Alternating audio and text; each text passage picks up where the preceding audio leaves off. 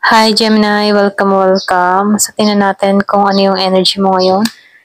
Be open-minded po, hindi po halos lahat makaresonate. Thank you nga po pala sa mga nagsusubscribe, sa mga bumabalik. Maraming salamat po.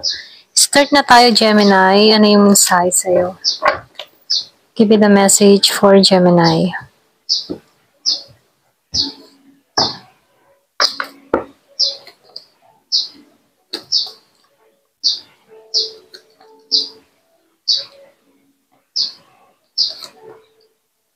Nakikitaan ko dito yung recovery kung meron kang mga pinagdadaanan, okay? Physical or sa kalusugan mo, no? Nakikitaan ko dito na merong recovery, unti-unting may pagbabago na nangyayari. So pagdating naman sa financial mo, nakikitaan ko dito na unti-unti ka nang makakaraos dito, okay? Kung ano man yung mga pinagdadaanan mo sa buhay, unti-unti mo na itong maalisan dito. So nakikitaan ko rin dito, yung iba sa inyo, mahabang panahon ka rin na-stuck or pwede rin sabihin meron ka mga gumugulo sa kaisipan mo, no? Pero ganun pa man, nakikitaan ko dito na nagkakaroon ng kalinawan or pwede rin sabihin nagkakaroon ng clarity yung mga nangyayari sa'yo. Okay, kumbaga may mga desisyon ka ng ginagawa or meron ka ng mga sinusunod na pattern, okay, na kung saan nagiging ng malinaw para sa'yo lahat kung bakit mo nararanasan itong mga pagsubok na to, okay? So dito, nakikitaan ko dito, meron kang mga hinihiling na hindi pa natutupad, pero ganun pa man, sinasabihan ka dito, tiwala lang at manalig lang, kasi nakikitaan ko dito, kung sa panahon ngayon, hindi pa to nangyayari ng mabilisan, itong hinihiling mong ito, pero ganun pa man, nakikitaan ko dito na meron parating, okay? So nakikitaan ko dito, mahanapan mo ng balanse yung mga sitwasyon na nangyayari sa'yo. So, nakikita ko dito yung paglago, pag-angat, okay? Kung ngayon, nararanasan mo na hindi pa natutupad sa panahon ngayon, pero parating to, okay? Parating tong mga hiling mo, kung ano man yung kahilingan mo, magaganap to, okay? Sa tamang oras at panahon na ipagkakalob ng Diyos sa'yo, okay? So dito, lumalabas din dito, merong pagkilala or recognition na mangyayari sa'yo or kung meron kang mga ginagawa sa social media or pwede rin meron kang balak, merong pagkilala na mangyayari or pwede rin meron kang business na gustong gawin. So lumalabas dito, makikilala ang mga ginagawa mo, produkto mo, or kung ano man yung mga pinagkakaabalahan mo, okay? So nakikitaan ko dito, yung iba sa inyo meron kang kadiling na Gemini, Aquarius, or Libra. Lumalabas dito, wala tong lakas na humarap sa'yo or pwede rin sabihin meron tong atraso sa'yo. Kumbaga naduduwag sa sitwasyon, okay? So meron akong nakikitang conflict na nangyari sa inyo ng tao na to kung bakit naduduwag ito. So lumalabas din dito na wala pa rin tong pagbabago, okay? So dito, lumalabas din dito na ikaw meron kang pinaghahandaan, meron kang pinag-iipunan or pwede rin sabihin na nagtitipid ka, okay? Kumbaga, meron ka lang pinaghahandaan or pwede meron kang gustong bilihin, na kung saan todo yung tipid mo dito. Ito lang nakikita ko, kumbaga medyo may pagkakuripot ka dito, So dito nakikitaan ko dito kaya ka ganito dahil meron kang gustong mangyari, meron kang mga pinapangarap na kung saan or pwede meron kang gustong gawin, pwedeng gusto mong magkabahay, magkaroon ng sasakyan, or magkaroon ng lupa, na kung saan pinag-iipunan mo to or pinaghahandaan mo to, or meron ka lang gustong bilhin dito kung bakit nagtitipid ka talaga dito. Okay? May pinaghahandaan ka. So dito, nakikitaan ko dito, meron kang vision meron kang minimithi, meron kang mga pinapangarap, meron kang gustong mangyari o marating dito, na kung saan hinahangad mo yung tipong hinahangad mo magtagumpay, okay? So, lumalabas dito, merong pagpupunyagi, selebrasyon na mangyayari, okay? Pwede rin sabihin itong mga hinihiling mo, pwedeng nagbabalik tanaw ka dito na kung saan unti-unti mo nang nakakamit ito. Kaya dito, meron ako nakikitang selebrasyon or pwede rin sabihin na meron ka ditong marireceive, okay, na kung saan magbibigay ng kagalakan, kasiyan sa'yo at sa buong pamilya, okay? So, nakikita ko dito, pwede rin meron ditong promotion or pwede rin merong gantimpala na kung saan merong kasiyahan. So dito, nakikitaan ko dito, meron ka ditong kadiling na Pisces, yung iba sa inyo. Nakikitaan ko dito, hindi to nagiging consistent sa kanyang ginagawa, okay? Or pwede rin sabihin na merong pagtatamlay or pwede rin merong panlalamig na nangyayari sa inyong dalawa. Hindi siya masyadong consistent sa tawag or sa message, kung kayo ay LDR situation, ano, meron akong nakikitang konting delay sa inyong dalawa. Ito lang nakikita ko. So, yung iba naman sa inyo, minumungkahi dito, no, na mag-relax-relax, magpahinga kung kailangan na, pwede rin sabihin, sobra na yung pagtatrabaho mo or sobra na yung mga ginagawa mo na kung saan binibigyan ka dito ng oras, panahon na magpahinga naman muna, okay? So, dito nakikitaan ko rin dito na ikaw yung tipo ng tao na tapat. Marami kang gusto mangyari, meron kang mga pinagdadasal dito.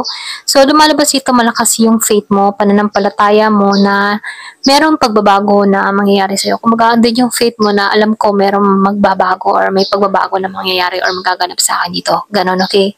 So, dito, yung iba sa inyo, meron kayong hidwaan, ano, or pwede rin meron kang kakompetisyon, okay? Pwedeng sa business or pwede rin sa mga ginagawa mo. Kumbaga, andun yung kompetisyon, okay? Andun yung labanan, ano? Kung sino yung aangat, okay? Or pwede rin meron ka lang ditong nakaaway or nakatampuhan or nakasamaan ng loob, ano, na kung saan hanggang ngayon andun pa rin yung hidwaan sa inyong dalawa, okay?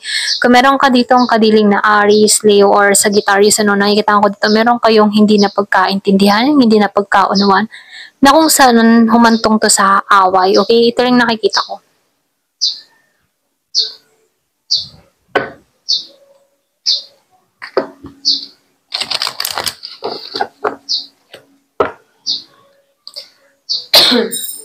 Give me the message.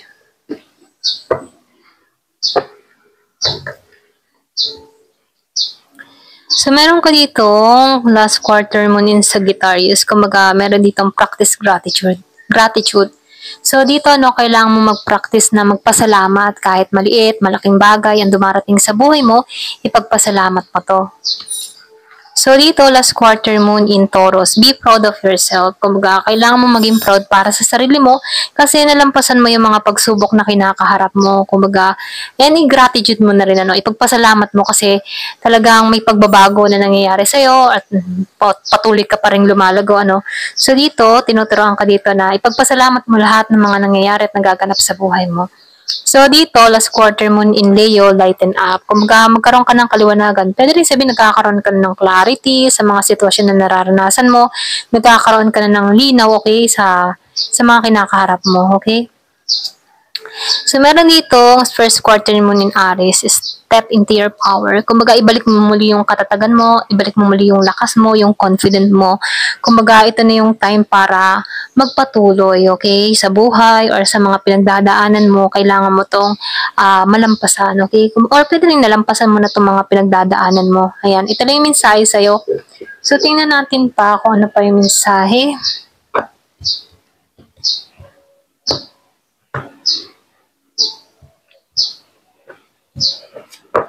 Give me the message.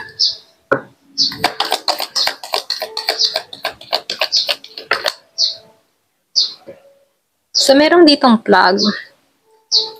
Sabi dito, wag mo nang ibaba yung iyong standard, okay? Dahil protektado ka na. Protektado ka sa mga negative forces, sa mga negative na gustong gumawa ng hindi maganda sa'yo, mga psychic attack na ganyan, ano, protektado ka. So, dito, meron ditong pagbabago na parating sa buhay mo, okay? Hindi naman palaging ikaw ay bigo, nasasaktan, or nalulungkot, ano? May time na nadadaanan mo, nararanasan mo yan para mas maging kang matibay, ano? So, dito, minumungkahi dito, no? Or sinasabihan ka dito na merong pagbabago na parating, ayan. Simula na ng transformation. So, dito, no, nakikita ko dito yung paggalang sa'yo. Igagalang ka, tire-respeto ng tao. Wow, lumabas ang diamond. So, makaka-receive ka ng regalo, precious, reward. Kumbaga, lahat ng problema mo ay mariresolbahan na. Tapos na.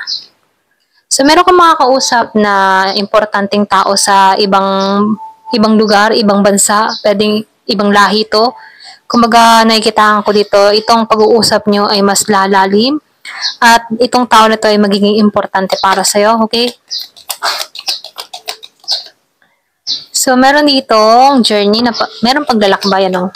Kumbaga, masusubukan yung physical at mental mo. Pwedeng yung iba sa inyo, mayroong paalis ng bansa, may travel. So dito, lumalabas din dito, magtatagumpay ka sa lahat ng mga plano mo sa buhay at lahat ng mga tinrabaho mo. Meron tong magandang resulta. So, sinasabihan ka rin dito kahit meron ka kung na-disappoint ka sa buhay mo, no, or sa some affair mo, ito na yung time para ikat mo to, okay? Ito na yung time para tanggalan tong mga situation na hindi na maganda para sa'yo. At para nang sa ganun, maiwasan mo yung frustration, mga alalahanin at na gumugulo sa'yo. Kumbaga kapag ang isang tao ay toxic, ikat mo na agad dito. Ito na yung mensahe sa'yo. Ayan. Thank you for watching. Love and peace.